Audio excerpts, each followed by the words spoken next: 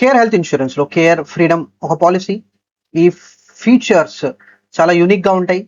ఎందుకంటే కొంతమందికి కొన్ని కండిషన్స్ తోటి పాలసీ తీసుకోవాలన్న ఆలోచన వస్తే కంపెనీస్ వాళ్ళకి పాలసీ ఇవ్వరు.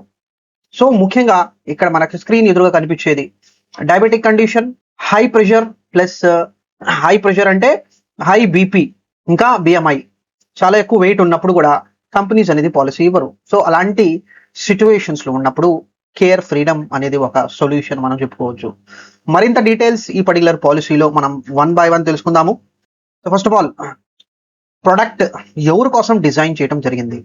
సో ప్రొడక్ట్ డిజైనింగ్ కింద మనం వెళ్తుంటే ఇదిగోండి ఇక్కడ diabetes, hyper tension plus high BMI patients ఉంటే వాళ్ళకి ఈ పర్టికులర్ పాలసీ అనేది యూస్ఫుల్ అవుతుంది.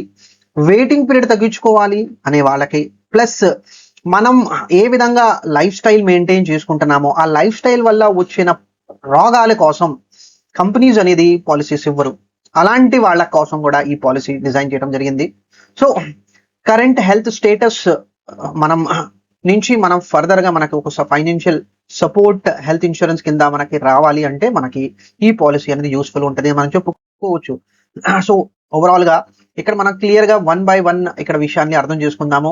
ఒక 18 years కన్నా ఎక్కువ ఉన్న మనిషి, వయసు ఉన్న మనిషి ఈ పర్టికులర్ పాలసీలో ఉండొచ్చు. సో స్టాండర్డ్ ప్లాన్స్ తో కస్టమర్స్ రిజెక్ట్ చేయటం జరిగింది. సో అలాంటి వాళ్ళకి పాలసీ మనం ఈ ఫీచర్స్ లో మనం యాడ్ చేసుకోవచ్చు. సీనియర్ సిటిజన్స్ రావచ్చు, ఫ్యామిలీస్ లో మోర్ దాన్ 1 person ఉన్నా కూడా వాళ్ళని కూడా మనం ఫ్యామిలీస్ లో కవర్ చేసుకోవచ్చు. Pre existing diseases normally 3 years ఉంటాయి, ఇక్కడ 2 years వెయిటింగ్ పీరియడ్ ఇవ్వడం జరుగుతుంది. సో అది ఒక మనకి యూనిక్ బెనిఫిట్స్. సో ఇలాంటి వాళ్ళు ఎవరైనా ఉంటే డెఫినెట్లీ ఈ పాలసీ బెనిఫిట్ అనేది పొందొచ్చు.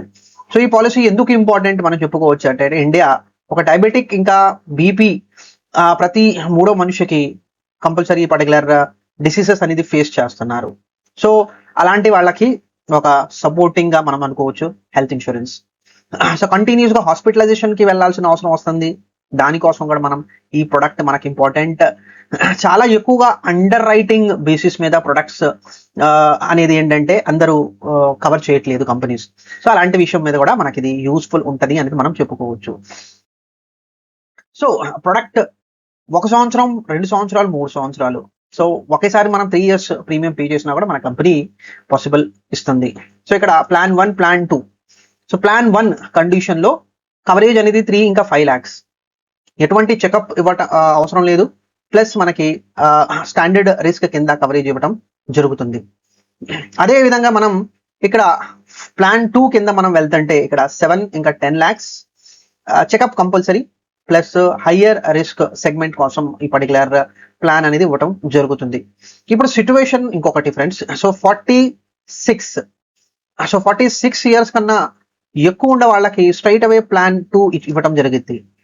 అదే ఒక మనిషి 35 సంవత్సరాలు, సో ఆ 35 సంవత్సరాలు ఈ పర్టికులర్ ప్లాన్ లో రావాలి అనుకుంటే వాళ్ళకి ప్లాన్ 1 ఇవ్వటం జరుగుతుంది. సో ఇక్కడ కండిషన్ అనేది ఏంటంటే 45 years అండ్ బిలో ఉండే వాళ్ళకి స్ట్రైట్ అవే ప్లాన్ 1 ఇవ్వటం జరుగుతుంది. 46 years దాటిన తర్వాత అంటే 46 ఇంకా దానికన్నా ఎక్కువ వయసు ఉన్న వాళ్ళు మొదటిసారి ఈ ప్లాన్ కి వస్తుంటే వాళ్ళకి స్ట్రైట్ అవే ప్లాన్ 2 అనేది ఇవ్వటం జరుగుతుంది. సో ఇప్పుడు ఈ 35 years ఓల్డ్ పర్సన్ పాలసీ తీసుకున్నాడు, కవరేజ్ 5 lakhs. సో కంటిన్యూస్లీ ఒక 10 years ఈ పాలసీలోనే ఉన్నాడు. సో 46 ఏజ్ వచ్చింది. సో ఈ మనిషి 5 lakhs నుంచి అప్గ్రేడ్ అవ్వచ్చు 7 lakhs ఆర్ 10 lakhs. సో ఇక్కడ కండిషన్ అనేది ఏంటంటే 46 years రీచ్ అయినారు కాబట్టి సో ప్లాన్ 1 ఆటోమేటిక్లీ ప్లాన్ 2 కింద మారిపోతుంది. సో ఈ ఫీచర్ మనం ఖచ్చితంగా గుర్తుంచుకోవాలి. ఎలిజిబిలిటీ క్రైటీరియా విషయం మీద మనం వస్తుంటే ఇక్కడ మనకి 18 years అడల్ట్ ఎంట్రీ ఏజ్, అదే పిల్లలుంటే 3 months దాటిన తర్వాత వాళ్ళని కూడా మనం ఈ పాలసీలో యాడ్ చేసుకోవచ్చు. సో మాక్సిమం ఎంట్రీ ఏజ్ అంటే ఇక్కడ ఒక 80 సంవత్సరాలు ఉన్న వ్యక్తి హెల్త్ కండిషన్స్ బాగోలేవు, వాళ్ళకి పాలసీ కావాలి. సో ఈ ప్లాన్ అనేది ఓపెన్ గా వాళ్ళని ఈ పర్టికులర్ ప్లాన్ లో తీసుకుని ఉంటుంది. ఫ్లోటర్ ఒకరికన్నా ఎక్కువ ఫ్యామిలీ మెంబర్స్ ని మనం ఈ పర్టికులర్ పాలసీలో యాడ్ చేసుకోవచ్చు. డిడక్టిబిలిటీ క్లాస్ ఇంకా కో పేమెంట్ అనేది ఫీచర్ యాడ్ చేశారు. సో ఇన్ పేషెంట్ కండిషన్ అందరికీ తెలిసిందే, 24 hours కన్నా ఎక్కువగా హాస్పిటలైజ్డ్ అయినప్పుడు ఇన్ పేషెంట్ కవరేజ్ ఇవ్వడం జరుగుతుంది. డే కేర్ ట్రీట్మెంట్ విషయం మీద హాస్పిటలైజేషన్ అవసరం లేదు, వెళ్ళి ట్రీట్మెంట్ చేసుకొని రిటర్న్ రావచ్చు. సో అలా మొత్తం 170 ప్రొసీజర్స్ ఇవ్వడం జరుగుతుంది. సో అక్కడ కండిషన్ 24 hours హాస్పిటలైజేషన్ అవసరం లేదు యాజ్ పర్ కండిషన్స్. ప్రీ ఇంకా పోస్ట్ హాస్పిటలైజేషన్ బెనిఫిట్ అనేది కూడా మనకి పర్టికులర్ ప్లాన్ లో ఇవ్వడం జరిగింది. So consumable allowances, so hospitalisation ఉన్నప్పుడు మనకి కొన్ని ఫిక్స్డ్ బెనిఫిట్స్ ఇస్తారు, అది మనకి ఈ కన్స్యూమబుల్ అలౌన్సెస్ కింద కవరేజ్ అవుతుంది. సో వేరియస్ బెనిఫిట్స్ మనం పొందొచ్చు ఇన్ లంసమ్. సో అది కూడా మనకి ఇక్కడ ఈ పర్టికులర్ ప్లాన్ లో ఇవ్వడం జరిగింది. అంబులెన్స్ రిలేటెడ్ కవరేజ్ కూడా మనం ఇస్తున్నాము. సో ఎమర్జెన్సీ సిచ్యువేషన్ లో ఒక ప్లేస్ నుంచి వేరే ప్లేస్ మూవ్ అవ్వాలి, ఆ ఇన్సిడెంట్ ప్లేస్ నుంచి హాస్పిటల్ కి వెళ్ళాలి. సో అంబులెన్స్ కవరేజ్ ఈ పర్టికులర్ పాలసీలో కవర్ అవుతుంది. సో డొమిసిలరీ హాస్పిటలైజేషన్, ఇంట్లోనే ఉండి ట్రీట్మెంట్ చేయాల్సిన సిచ్యువేషన్ వస్తే అలాంటి వాటికి డొమిసిలరీ హాస్పిటలైజేషన్. సో ఇక్కడ ఒక పాయింట్ గుర్తుంచుకోవాలి, దీంట్లో కొన్ని ఎక్స్క్లూజన్స్ ఉంటాయి. అంటే డొమిసిలరీ హాస్పిటలైజేషన్ కండిషన్ లో ఈ అన్ని కండిషన్ కోసం హాస్పిటలైజ్డ్ అవ్వకుండా ఇంట్లోనే ట్రీట్మెంట్ చేయాలి అంటే ఈ పర్టికులర్ ప్లాన్ లో అది కుదరదు. So recharge, so automatic recharge. So ఇక్కడ ఫస్ట్ పాయింట్ గుర్తుంచుకోవాల్సింది ఏంటంటే 100% రీఇన్స్టేట్మెంట్ జరుగుతుంది. పాలసీ 1 సంవత్సరంలో ఒకసారి జరిగింది. ఇప్పుడు దీంట్లో చిన్న ఎగ్జాంపుల్ కింద మనం గుర్తుంచుకుందాం.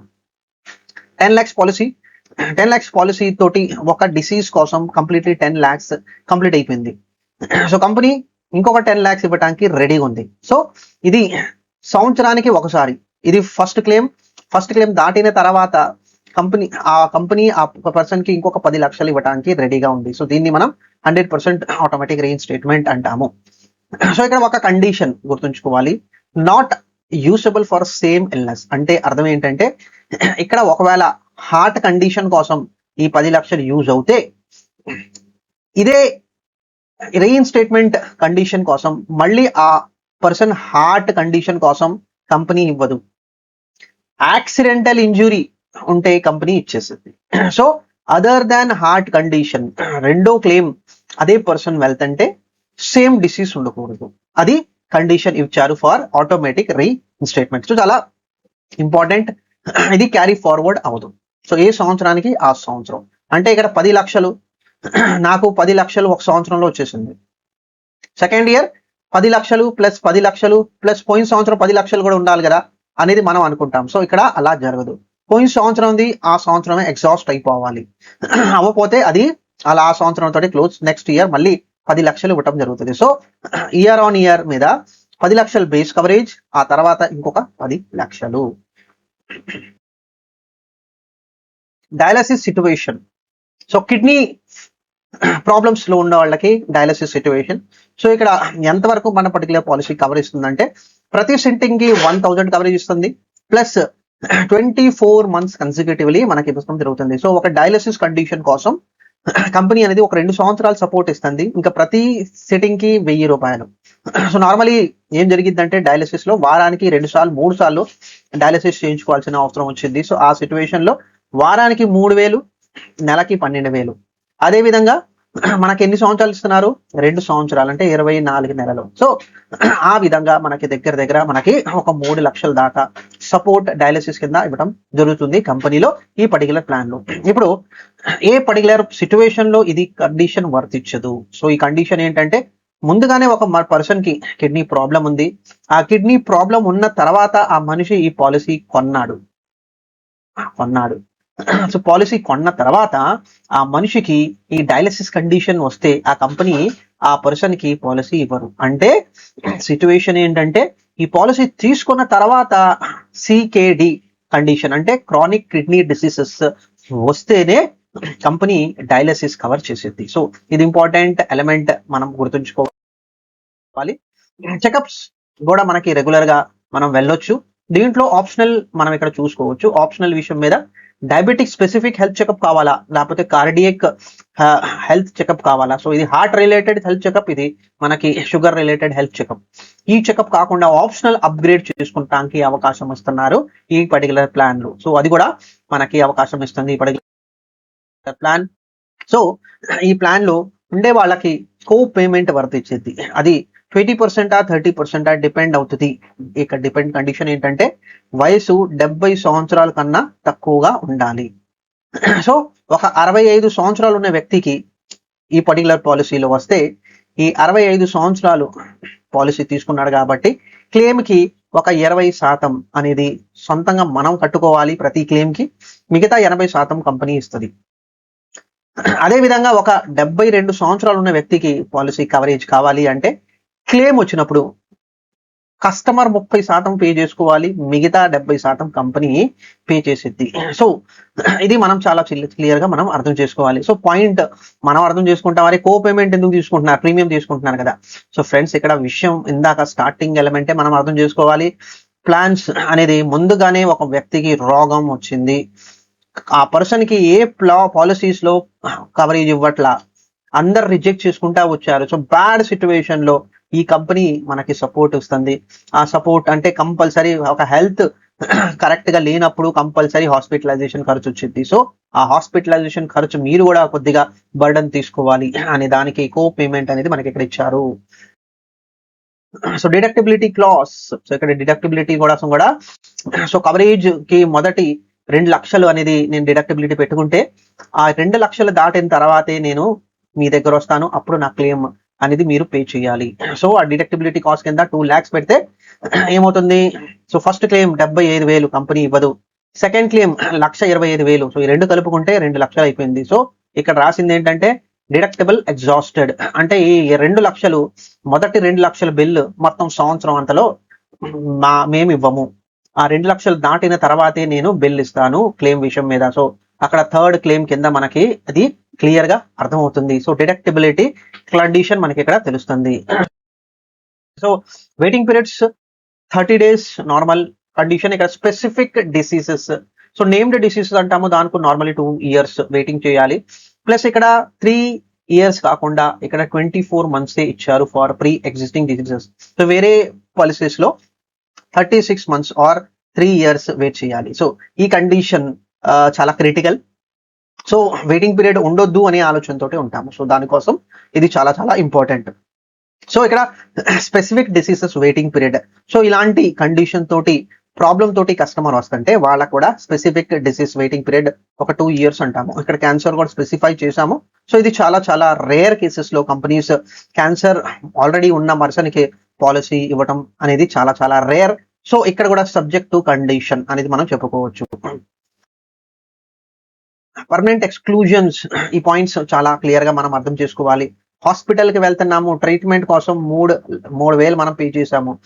ఈ 3,000 ఏంటి, మనం కన్సల్టేషన్ ఫీజ్ పే చేసాము, అక్కడ చిన్న చిన్న టెస్టులు చేయమన్నారు, అవన్నీ చేయటానికి మనం 3,000 మన జేబు నుంచి పెట్టుకున్నాము, కంపెనీ ఇచ్చిద్దా, ఎక్స్క్లూజన్ ఇవ్వదు.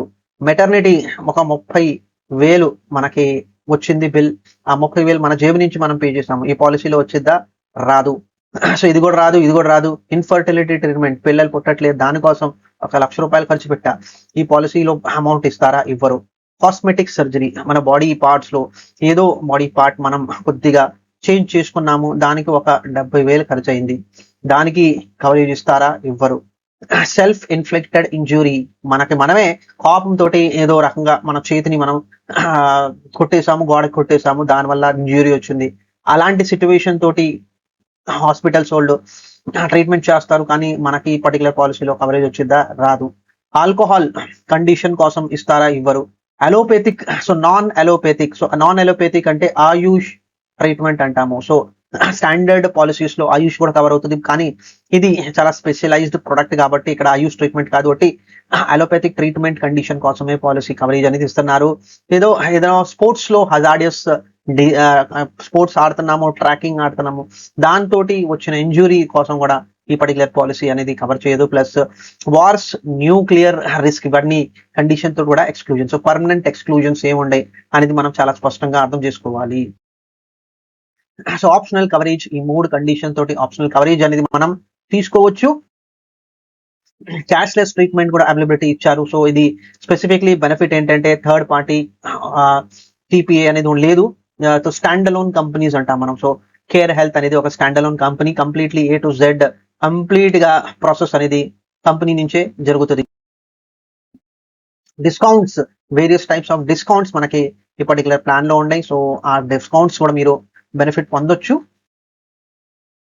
Free look period, so 15 days లో పాలసీ ఫీచర్స్ లో మనకి క్లారిటీ వచ్చిన తర్వాత మనం అనుకుంటే అరే పాలసీ మంచిది కాదు, మనం అనుకున్నట్టు పాలసీ కాదు, మనం ఆ పాలసీ అనేది రిటర్న్ చేసేసుకొని అమౌంట్ అనేది రిఫండ్ కంపెనీ ఇచ్చింది. సో పోర్టబిలిటీ ఇంకా మైగ్రేషన్ రెండిటికి ఈ పర్టికులర్ పాలసీ అనేది ఫేవర్ చేస్తుంది. సో వేరే కంపెనీ నుంచి మనం ఈ పాలసీ రావాలి అనుకుంటే మనం ఈ పర్టికులర్ పాలసీలో రావచ్చు. వేరే ప్లాన్ నుంచి ఈ ప్లాన్ కి మనం మూవ్ అవ్వాలన్నా కూడా మనం అవ్వచ్చు. ప్లస్ మన సీనియారిటీ అనేది కూడా కంటిన్యూషన్ లో ఉంటది. సో అడ్వాంటేజెస్ కేర్ ఫ్రీడమ్ లో, సో క్రిటికల్ కండిషన్స్ తోటి వేరే పాలసీస్ లో రిజెక్షన్ వచ్చిన వాళ్ళు కంపల్సరీ ఈ ప్లాన్ లో వస్తే ఏదో రకంగా ఒక హెల్త్ సపోర్ట్ కంపెనీ నుంచి మనం ఎక్స్పెక్ట్ చేసుకోవచ్చు. ఈ పాలసీ ద్వారా లిమిటేషన్స్ ఉంటాయి, కొన్ని లిమిటేషన్స్ మనం ఫేస్ చేయాల్సి వచ్చింది. సో కోపేమెంట్ లాంటివి, డిడక్షన్ లాంటివి, సబ్లిమిట్స్ అంటే కొన్ని డిసీజెస్ కోసం ఇంతవరకే మేము అమౌంట్ ఇస్తాము అనేది కొన్ని సబ్లిమిట్స్ ఉంటాయి, అది కూడా మనం ప్రాబ్లం ఫేస్ చేయాలి. సో ఓవరాల్ గా ఒక కేర్ ఫ్రీడమ్ అనేది కొన్ని స్పెసిఫిక్ నీడ్స్ ఉన్న పర్సన్స్ కోసమే. ఆల్రెడీ ఒక మేజర్ హెల్త్ కండిషన్స్ తోటి ప్రాబ్లం ఫేస్ చేస్తున్నాము, ఎవరు మనకి పాలసీ ఇవ్వట్లేదు, అలాంటి కండిషన్స్ కి కేర్ ఫ్రీడమ్ పాలసీస్ కూడా మనం ఇవ్వటం చూసాము. సో చాలా యూనిక్ ఫీచర్ అనేది మనం చెప్పుకోవచ్చు. కంపెనీ రిస్క్ తీసుకుంటా ప్రతి ఒక్కళ్ళని ఒక కవరేజ్, అట్లీస్ట్ మినిమం కవరేజ్ వాళ్ళకి ఉండాలి అనే ఆలోచనతోటి కేర్ ఫ్రీడమ్ పాలసీ అనేది చూస్తున్నాము. సో ఒక క్లారిటీ ఫ్రెండ్స్, సో ఈ పర్టికులర్ ఛానల్లో ఒక financial literacy point of view తోటి మనం ప్రతి ప్రొడక్ట్ ని డీటెయిల్డ్ గా మనం ఎక్స్ప్లెయిన్ చేస్తున్నాం. సో దాట్ ఏదైనా ప్రొడక్ట్ తీసుకునే ముందు ఒక క్లారిటీ తోటి మనం అర్థం చేసుకోవాలి, ఆ తర్వాతే మనం డిసిషన్స్ అనేది ప్రాపర్ గా తీసుకోవచ్చు. సో ఆ పాయింట్ ఆఫ్ వ్యూ తోటి సెలవు తీసుకుంటున్నాను ఫ్రెండ్స్. సబ్స్క్రైబ్ చేయండి, లైక్ ఇంకా షేర్ చేయండి friends. Thank you very much.